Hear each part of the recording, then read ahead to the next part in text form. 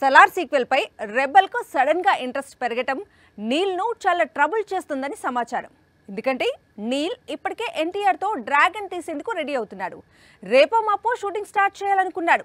ఇంతలో రెబెల్ నుంచి సలార్ సీక్వెల్ గురించి రిక్వెస్ట్ రాగానే ఏం చేయాలో అర్థం కావటం లేదు అంటున్నాడట. KGF 2 తర్వాత బాగా టైం తీసుకుని ప్రశాంత్ నీల్ తెరకెక్కించిన చిత్రం సలార్. రిలీజ్ కు ముందు వరకు సలార్ కూడా KGF 2 దారిలో 1000 కోట్లు కొల్లగొడుతుందని అందరూ ఊహించారు. కానీ సలార్ వసూళ్లు 800 కోట్ల లోపే ఆగిపోయాయి. దాంతో ప్రభాస్, ప్రశాంత్ నీల్ కాస్త డీలా పడ్డారు.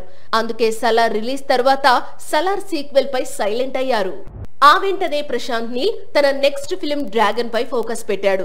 దేవర షూటింగ్ కంప్లీట్ అయితే ఎన్టీఆర్ తో డ్రాగన్ మూవీని స్టార్ట్ చేద్దామని ప్లాన్ చేశాడు. అదే స్పీడ్ లో స్టోరీ కంప్లీట్ చేశాడు. స్టార్ కాస్ట్ ఫైనల్ చేస్తూ హీరోయిన్ గా రష్మిక డేట్స్ లాక్ కూడా చేశాడు. ఇప్పుడు రెబెల్ నుంచి సలార్ సీక్వెల్ గురించి రిక్వెస్ట్ రావడంతో ఏ సినిమాను ముందు ప్రారంభించాలి అనే విషయంలో కొంత కన్ఫ్యూజన్ లో ఉన్నాడట ప్రశాంత్ నీల్.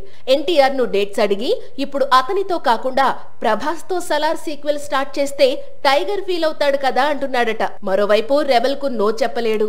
సో ఇష్యూను ఎలా డీల్ చేయాలో తెలియక సొల్యూషన్ ను వెతికే పనిలో ఉన్నాడట నీల్.